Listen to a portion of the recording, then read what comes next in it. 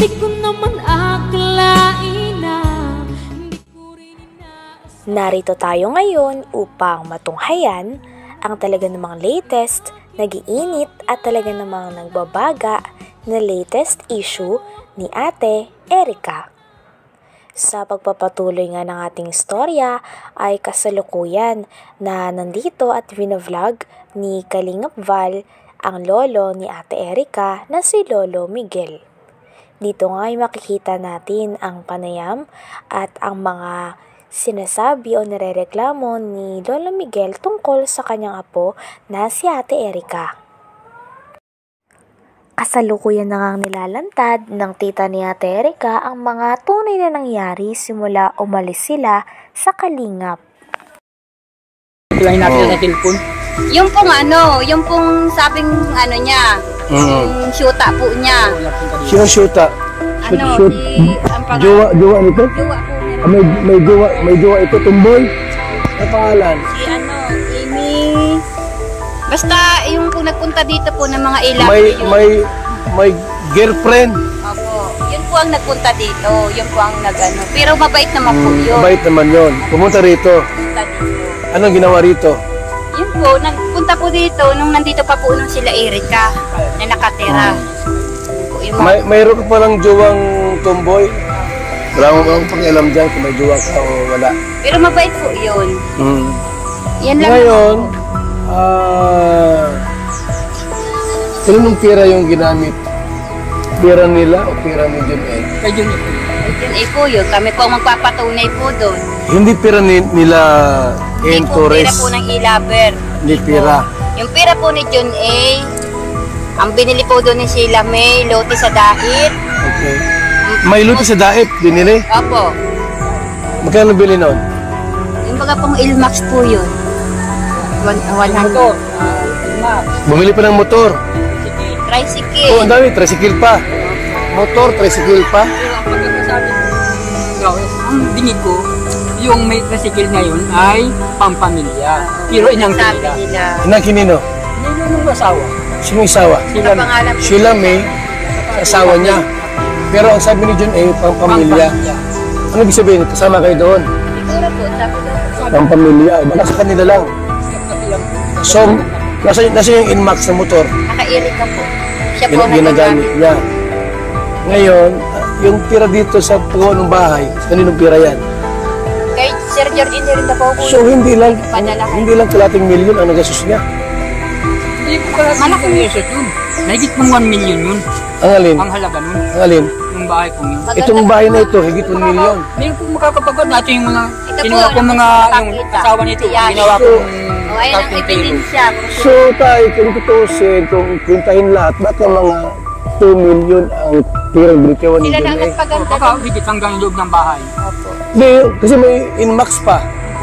May motor, sidecar, may lupa.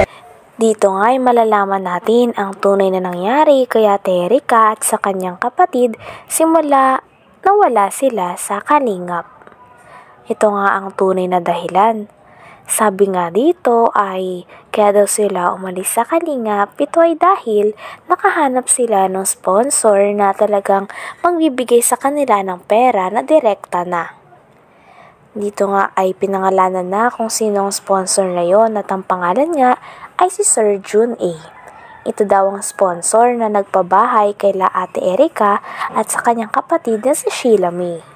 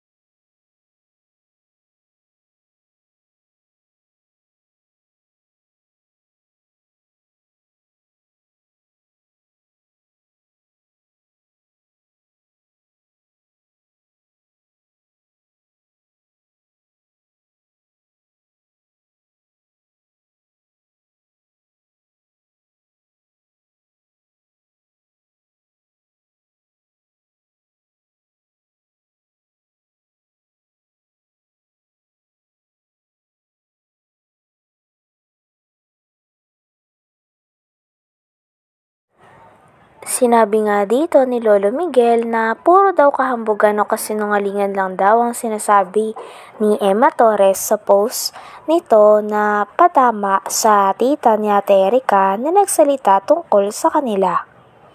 Talagang gusto lang daw nila na maganda ang kanilang image, kaya naman daw nung nilantad na ng tita ni Ate Erica ang katotohanan sa publiko ay nalaman na nga ang mga pinaggagawa ng e-lovers kasama si Ate Erica, kaya nagalit sila.